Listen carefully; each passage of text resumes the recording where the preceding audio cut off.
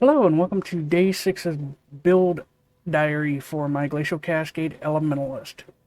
So today has been kind of a off day. I didn't really get to play much. I was doing some stuff around the house. What I worked on today is I've been doing heist. I did quite a few of the base contracts, just getting kind of everything set up. And then I decided that while doing that, I wanted to MF a little bit. If you don't know what MF is, it stands for Magic Find. And the TLDR is the more item quantity you have, the more times you can roll the dice for loot. The more item rarity you have, the better it changes it from normal to magic to rarity quality. That's the general basics, very, very basis of Magic Find. So, I did those two things, and I got some pretty cool drops out of it. So, I'm going to go ahead and roll the clips for what I got out of that, and then I'll meet you guys back here and we'll talk about it. Alright, so, got a replica dragon flames, and we got a blade fall out of it. So, let's see what our replica turns. Put this with our other ones. I may end up using that for something. And this is Sweep Gems. Lovely. Portal. Oh, Portal Gem. Heal. What the hell? Is that an honor home? Or is that a Joffrey's? It's an honor home. Oh, Alright, so as you can see, I did get a Portal Gem. Which is really awesome. So I went ahead and linked to that to a cast on death support.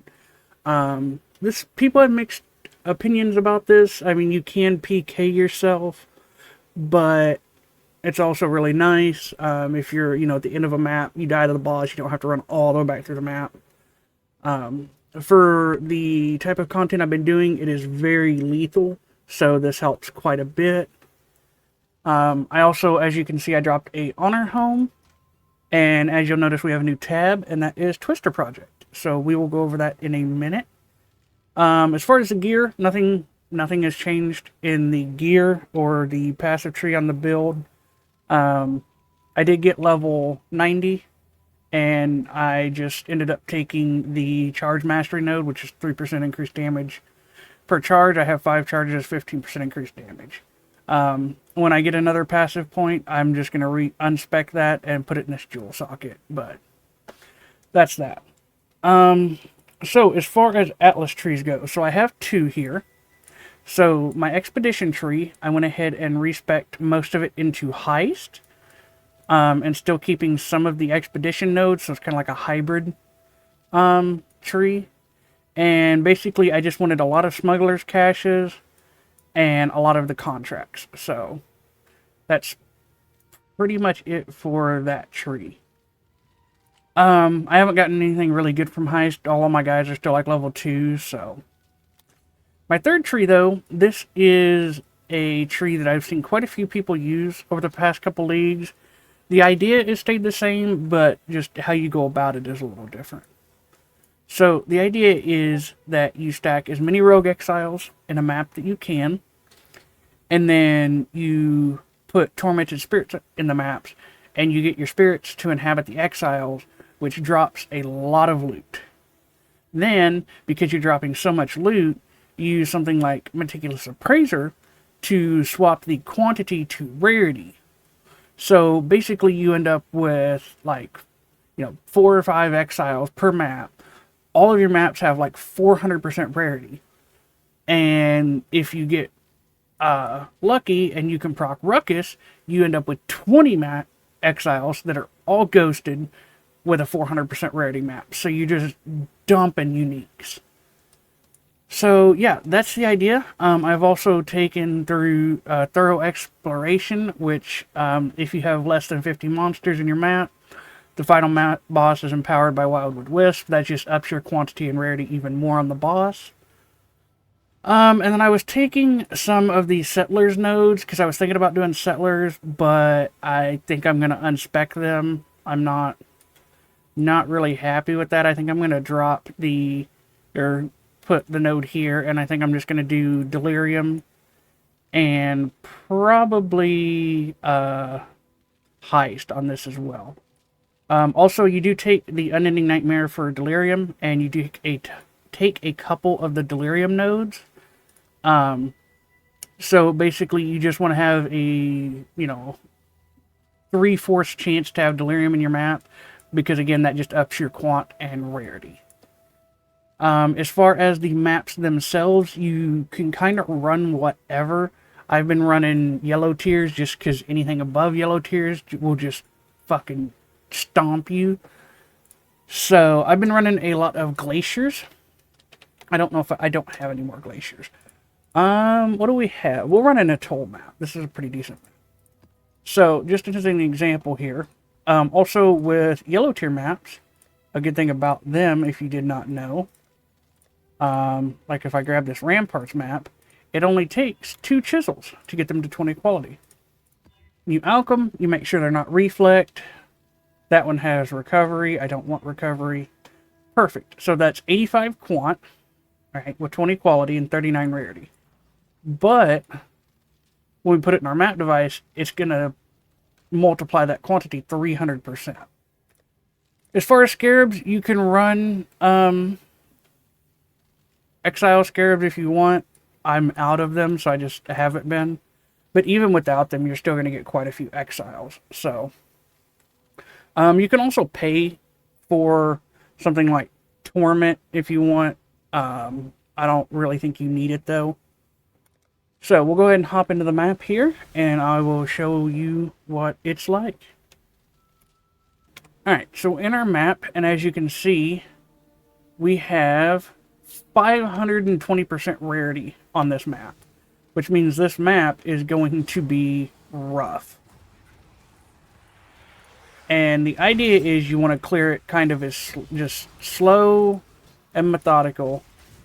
And, oh look, we already got a unique. And that wasn't even from an exile.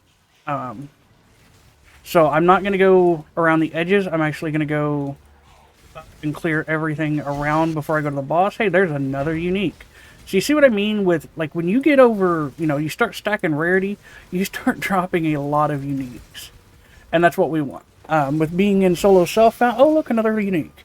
With being in solo self-found, this is, in my opinion, one of the best ways to get core uniques, or base game uniques, I guess how you should say it. And so I was doing this because I really wanted a Carcass Jack, because that's one of the really nice uniques for this build, because Glacial Cascade is an AoE, it has AoE tags. Also, I just noticed the reason that we're getting so many uniques is our Delirium modifier rolled a unique, which does happen. It actually happens quite a lot that you see the unique Delirium one. So that's nice. You also see the currency one quite a bit. So you end up with quite a bit of just currency returns, which is super nice. But you can see, hey, there's another unique. You also get cluster jewels if you're hunting clusters, which is really nice. I wish I would have done this back when I was hunting clusters, because I probably could have gotten, 3-4 times the amount of uniques that I currently have. Because I did run a couple Delirium maps, so.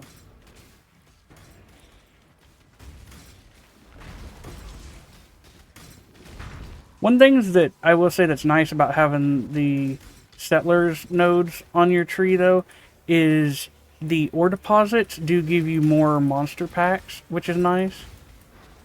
Oh, hey, our gym leveled up. Anything from her? Nope, nothing.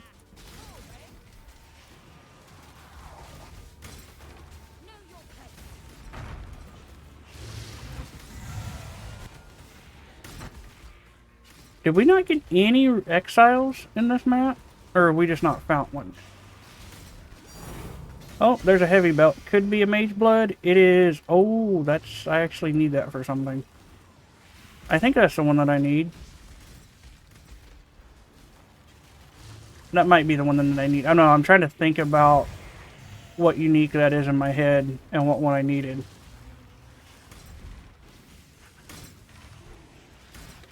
As far as what you can do to kind of buff this even more if you want, is if you can put anything that adds monsters to your map is going to help you quite a lot.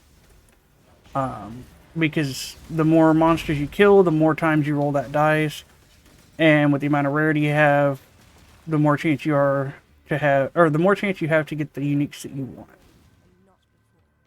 We'll go kill the boss. So you see there's less than 50 monsters remaining up here. So that means this boss is going to be empowered, and this boss is going to hit like a fucking truck. So we'll walk in, we'll kill the blue pack that spawns around it.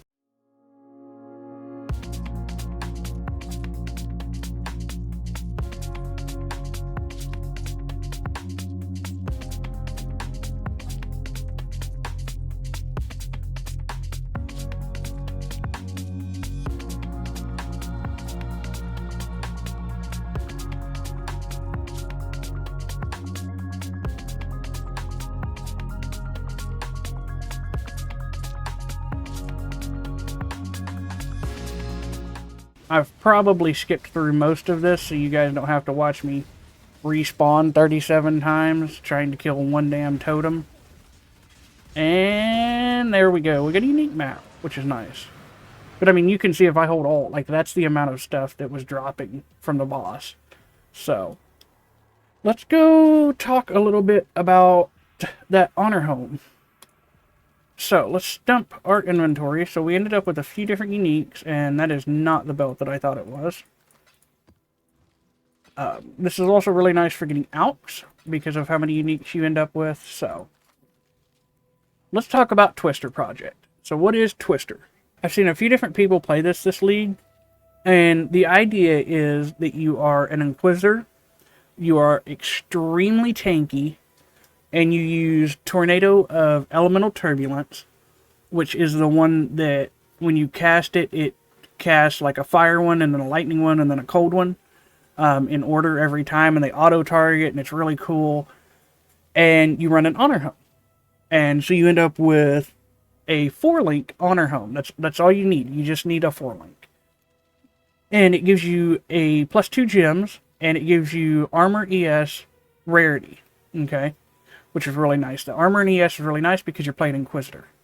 Then you run something like a Singularity, which gives you more flat lightning damage, cast speed. It gives you Hinder for nearby enemies, and it gives you an increased damage. Now, a few different people, or I've seen people running, there's like 3 different body armors that people run. You either run a Belly of the Beast, I've seen a couple people running a Blunderbore, and most people are running Calm's Heart, because you're stacking as much life as you can. That's the whole point of the build, is you just get really, really tanky. And then you run something like an Immortal Flesh to get even more tanky. Now, the one unique that I'm missing here that isn't really mandatory for the build, but it's mandatory for in-game in the build, and that's a Wrathpith Globe, which is a unique shield. It is a T2 unique, so it's not going to be super hard to get, but with how tanky this build can become, I should be able to use it to basically farm for gear, or farm gear for my other characters. So, I'm going to be leveling this probably the next couple days. I don't know. I may make a build diary out of this. I don't know. This may just be like a little side project that I do. I'm not 100% sure yet. But if you see another character of mine, I'm going to name it something like Twister or Tornado related. That's what this is. And that was Twister Project. I've been wanting to play this league. It looks like a really fun build. It's also probably going to be really good for heist because of how tanky you end up with being. So, yeah. Anyway, hopefully you guys did enjoy the video. If you guys have any questions, let me know in the comments below. If you have any advice, let me know. If any of you are playing the Tornado build, let me know. I've never played it, so yeah. If you guys enjoyed the video, subscribe. There's tons more Path of Exile videos on my channel. This is my second character this league, so feel free to check it out. Keep the likes and comments coming. You guys are doing amazing on that. It's helping me out so much to keep these builds and videos coming for you guys. But I've been Mike, and you have yourselves a wonderful day.